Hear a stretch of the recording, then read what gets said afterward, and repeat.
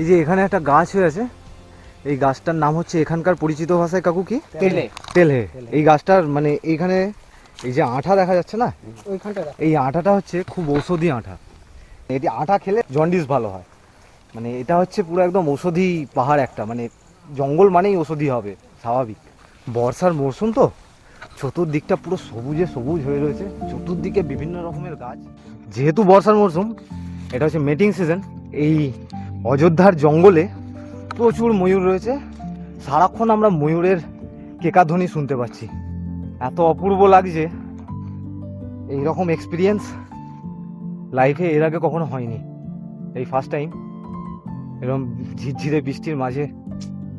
কি বলবো আপনাদেরকে, আমি যে জিনিসটা ফিল করছি সেটা আপনাদেরকে বোঝাতে চেষ্টা করছি, জানি না কতটা বোঝাতে পারছি। তবে আমি বলবো সবাইকে, যারা সুস্থ আছো তারা একবার আসো, চেমটাবুরু ট্রেকটা করে যাও। অপূর্ব জায়গা, অপূর্ব জায়গা।